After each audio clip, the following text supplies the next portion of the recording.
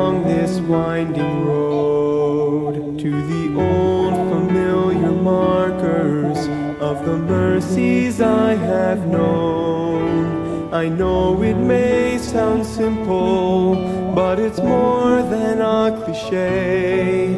There's no better way to tell you than to say God's been good in my life. I feel blessed beyond my wildest dreams when I go to sleep each night. Though I've had my share of hard times, I wouldn't change them if I could, 'cause through it all, God's been good.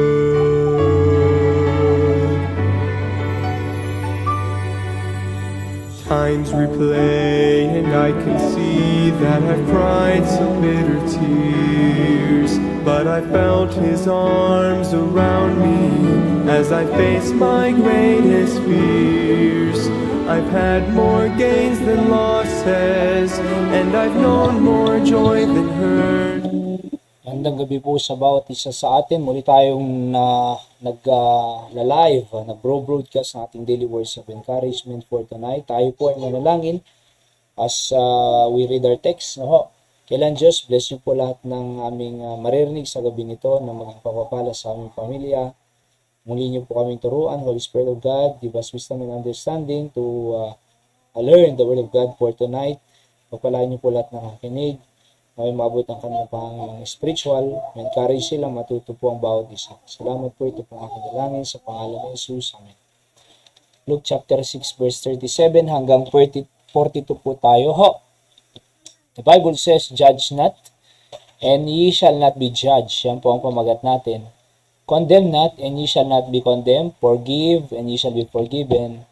Give, and it shall be given unto you. Good measure, pressed down, and shaken together, and running over, shall men give unto his bosom. For with the same measure that ye meet withal, it shall be measured to you again. And he spake a parable unto them, Can the blind lead the blind? Shall they not both fall into the ditch? The disciple is not above his master, but everyone that is perfect shall be as his master. And why beholdest thou the mote that is in thy brother's eye, but perceivest not the beam that is in thine own eye? Either how canst thou say to thy brother, Brother, let me pull out the mote that is in thine eye, when thou thyself beholdest not the beam that is in thine own eye? Thou hypocrite, cast out first the beam out of thine own eye, and then shalt thou see clearly to pull out the mote that is in the brother's eye. Okay? So, yan po ang mga talata ho, mga kategorya na sinusundan po natin sa Luke, chapter Luke. By ano po tayo? By topic, depende po sa bracket ng mga magkakasunod na mga pangyayari dito po sa Book of Luke. Alright? So, yung judge not po dyan, yung judge po, krino sa Greek, condemn. Ginajudge mo, kinokondemn mo, or punished, or sentenced to, sinisentensyahan, di ba? Or conclude. Alright? So, kino-conclude niya na, kumbaga, ganyan ka na. So, they are putting a period in a person's life. Sabi nga ng isang pastor, wala tayong karapatan mag-put ng period sa isang tinatrabaho pa ng Diyos. Totoo po yun Hindi mo pwedeng i-judge or i-conclude or periodan ang mga taong tinatrabaho pa ng Diyos. Not. Yung not po, ay sa Greek ay me. Okay? Forbid, God forbid, or never. So, wag mong i-judge, sabi ng Panginoon. Wag mong i-condemn. Never condemn, never punish, never sentence, so never conclude. So, God forbid. Okay? So, una po dito, or itong introduction po natin, Jesus teaching on avoiding hypocritical judgment emphasizes mercy, forgiveness, and generosity. He instructs followers not to judge or condemn, to avoid the same, promising that a generous, forgiving attitude will be returned in a good measure. The passage highlights that the need to address one's own fault before correcting others. So ayaw po ng Diyos yung merong tayong tinatawag na hypocritical judgment or emphasizes mercy, forgiveness, and generosity. Yan po ang gusto ng Panginoon sa atin. Hindi yung nagko-condemn or nagpapunish or nagko-conclude. But God wants us, just like Him, to be merciful, forgiving, and generous to others. Oho. So, number 1, dito po sa ating pag-aaralan, ay our treatment of others. Ano ba yung trato natin sa iba? Of course, makikita mo dyan, yung judge not, sabi ng Biblia, di ba? And ye shall not be judged. Huwag kang mag-judge para hindi ka ma-judge. Condemn not, huwag kang mag-condemn para hindi ka rin i-condemn. Oh. Forgive, magpatawad ka rin kung may nagkasala sa'yo upang ikaw ay patawarin. Di ba? And ye shall be forgiven. Verse 38, give, and it shall be given unto you. So ayaw rin ng Diyos tayo po ay madamot, bagkus tayo po ay maging generous sa bawat isa. So letter A, do not judge or condemn. Jesus warns against being overly critical or finding fault, which can lead to similar condemnation in return. So kung anong gagawin mo, ay same thing, aanihin mo. May kasabihan, kung anong tinanim mo, aanihin mo. Kaya kung ayaw mong anihin, huwag mong itanim. O kung anong gusto mong ayaw gawin ng tao sa iyo, huwag mong gagawin sa iba. 'Di ba? Kung anong ayaw mong anihin, huwag mong itanim. Kasi kung nagtanim ka, sigurado nga anihin mo. Nagtanim ka ng masama, ani ka ng masama. Tanim ka ng mabuti, anihin mo mabuti. So anong gusto mo, yun ang itanim mo. Ano yung gusto mo? Generosity, forgiving spirit. 'Di ba? At pag-ibig sa tao, pang-ibigin ka rin. So yun po dito sa verse 37. Letter B, forgive freely. The command to forgive is central, directly linking our forgiveness of others to receiving forgiveness ourselves. Kung gusto mong mapatawad din, magpatawad ka rin. Meron akong nakita parang wala siyang kasalanan Ayaw niyang patawarin yung tao. Kalaan niyo po yan. Tayo ay pinatawad ng Diyos sa lahat ng kasalanan natin upang tayo po ay maligtas sa impyerno. Siya po ay nambayubay sa cross, namatay, nilibing at nabuhay mulit, nagsakripisyo. Pero, pinatawad niya po tayo Napatawad po tayo. Oho. At napatawad po tayo ng ating Panginoon at iniligtas pa po tayo. Alright? Tapos, nung tayo ay pinatawad, hindi naman tayo makapagpatawad. Tayo ay nagpatawad ay pinatawad Dapat tayo rin po ay magpapatawad. So, yun po yan. Forgive freely. Letter C, the law of reciprocity. Reciprocity. How do you treat others? Judgment versus mercy is how you will be treated by God and others. Kung anong ginawa mo sa iba, yun din ang gagawin sa'yo. Hindi ka nagpatawad, hindi ka rin patatawad. Lalo na ang Diyos. Kaya sa Matthew chapter 6 po, sabi ng Panginoon doon, if you forgive, your Father will forgive you. If you cannot forgive, if you don't forgive, your Heavenly Father will not forgive you as well. Sabi doon sa Matthew chapter 6. Di ba? Kaya nga kung hindi ka magpatawad, ang Diyos hindi ka rin patatawarin. Oo. Kung madamot ka, dadamutan ka rin ng Diyos. Oo. Di ba? Kung ikaw ay nagja-judge, i-judge ka rin ng Diyos at ng iba. Kung nagko-condemn ka, i-condemn ka rin ng Diyos at ng iba. See that? Kaya nga, ang sabi ko nga, itanim mo yung gusto mong anihin. Huwag mong itanim yung ayaw mong anihin. Law of reciprocity. Reciprocity. Kung ano ang ginawa mo, yun ang gagawin. Reciprocate. Di ba? Letter D, heart check. Instead of focusing on others' flaws, this verse urges self-examination and acting with grace. So instead, titignan natin yung flaws ng tao, pagkakamali. Ganyan sa tahanan, yung mag-asawa, laging nagsisisihan. Ikaw kasi. So, laging flaws tinitignan Hindi ba, wala bang ibang ginawang mabuti ang asawa mo?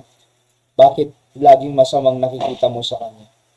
Wala na bang ibang nagawang mabuti ang anak mo kung bakit palo ka na lang ng palo at sigaw ng sigaw, di ba? So, dapat napipraise mo rin, di ba? So, pinakamaganda po, ayong ang devotion namin sa morning ni Hyra is more on encouragement than chastisement. Mas maraming encouragement kaysa pagpapalo. So, totoo po yun Oho. So instead na tinitingnan natin yung flaws ng iba, self-examination and acting with grace. Okay, yan po ang ating treatment sa iba. Pangalawa, panghuli na po ito ho. Jesus is spoke a parable unto them. Meron pa ba? So ito, Jesus spoke a parable unto them. Ano itong parable na ito? Can the blind lead the blind? Shall they not both fall into the ditch? Siyempre, kung yung bulag, inilid niya yung blind, bulag din. At pagka mayroong butas, pareho silang mapupol into the ditch. Kaya nga hindi pwedeng mag-bleed ng blind. Tignan niyo yung mga religious reader ngayon. Sila hindi nakakatiyak ng langit pag namatay. So saan pupunta yung follower nila? Kaya nga sabi ko, kung hindi ka kayang turuan ng church ang daan patungo sa langit, si Jesus, John 14:6, sino pang magtuturo? Diba? Kaya pag may pumupuntang religious leader sa akin, tauna kong tanong, tiyak mo ba sa langit ka? Sabi niya hindi. Kung sasama ako sa'yo, saan mo ako dadalhin? Perno? So, blind cannot lead the blind. Alam niyo, magbubukas lang ng kaisipan ng tao sa pagiging bulag sa katotohanan, salita ng Diyos, or the gospel. 2 Corinthians 4:4.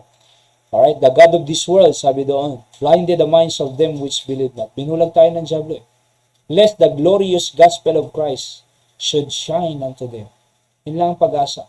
Para ang tao matiyak ang langit at makamaligtas ang kaluluwa. Yun lang ang pag-asa para makawala sa tanikala ng relihiyon at tradisyon. Para mamuhay siya ayon sa gusto ng Panginoon sa kanya. Right? And then, verse 40, the disciple is not above his master. Walang disipulo na mas mataas sa kanyang master. Totoo po yan. Ang Panginoong Isus, ang ating master, tayo ay disipulo. Kaya nga kung anong nangyari sa kanya, mangyayari sa atin. Pag pinersecute siya, pipersecute din tayo. Diba? Kaya nga po, follower tayo, disciple. Kung anong gusto ng Panginoon, din tayo. Kaya bukas, linggo po, magsimba tayo. Wala ka sa beach dapat, sa party, kung saan-saan. Kung tunay kang anak ng Diyos, dapat nag-worship ka. Kasi can you imagine, napakabuti ng Diyos sa'yo, Lunes hanggang Sabado. Pinakain ka, at hindi ka na-disgrasya, hindi ka na hospital, naging malakas ka, malusog, at pinagpalang yung trabaho, iningatan ka, tapos hindi ka mag-worship. Anong klaseng anak tayo, di ba? Dapat mapagpasalamat tayong anak ng Diyos. Kaya nga tayo nagsisimba para mag-worship sa Kanya at magpasalamat sa Kanya at mapalapit pa sa Kanya at paglingkuran siya. Bakit? Siyang master natin Yeah? So verse 41, why beholdest thou the mote that is in thy brother's hands, and perceivest not the beam? Yung mote po dyan, yung malaking muta yun Yung beam, mas maliit. Sabi mo na may muta kang malaki, bakit hindi mo nakikita yun sa'yo? Ibig sabihin po niyan, nakikita mong pagkakamali ng iba, pero hindi mo nakikita ang sarili mong pagkakamali. Kaya nga sabi doon sa umpisa, judge not Bakit mo kasi tinitingnan ang pagkakamali ng iba? I-correct mo na lang ang pagkakamali mo. Focus tayo sa ating spiritual life. Pinapakialaman natin yung iba, pero sa atin may problema. So pinakamaganda, yung mote muna natin, yung beam, para patuloy na lumago tayo at baguhin ng ating Panginoon. Yeah? And then, so sabi sa verse 42, either how canst thou say to thy brother, Brother, let me pull out the mote that is in thine eye, when thou thyself beholdest not the beam that is in thine own eye. Thou hypocrite, sabi ng Panginoon. Kaya nga po, instead na pakialaman ng iba, chismisan ng iba, pagchismisan ng iba, pakialaman na lang natin ang buhay natin, paano tayo lumago sa Panginoon. Paano tayo mamumuhay sa gusto ng Diyos. Paano tayo lumaki bilang isang anak ng Diyos. Paano tayo mapalapit sa Diyos. Yun na lang, pinakamaganda. Kasi kung kumbaga nakikipagchismisan tayo at pinapakialaman ng buhay ng iba na hindi naman tayo nakakatulong, you are wasting time nagbasa ka na lang sana ng Biblia, nagpray ka na lang sana, lumago ka pa, pinagpala ka. Yeah? So principles of the day, judge not and ye be not judged. Number 2, condemn not and ye shall not be condemned. 3, forgive and ye shall be forgiven. Forgive and it shall be given. Okay? So tayo manalangin, dakilang Diyos, bless niyo po lahat ng narinig namin, makatulong nawa ito sa aming pamilya o Diyos. Sa lahat ng nakikinig, 10 ng kanilang pamilya, ipagkaloob yung pangangailangan nila, financial, material, lalo na spiritual. Kaya bukas po, mananambahan po kami, abutin niyo ng mga spiritual na pangangailangan po namin. Patawad naman sa kasalanan nagawa, po ang hinalangin, pasalamat sa pangalan po ng Panginoon. Amen. Sa lahat na nakikinig, good night po. God bless you all. Maganda kami Ate Monet dyan sa Batak City, Ilocos Norte. Sa lahat pa nakikinig dyan sa Batak, Pangasinan, Bulacan, Pampanga, sa Korea, South Korea, at sa Asia, sa Amerika. God bless you po. See you on the next episode of our Daily Words of Encouragement. See you tomorrow on our worship service. God bless you all. I love you all.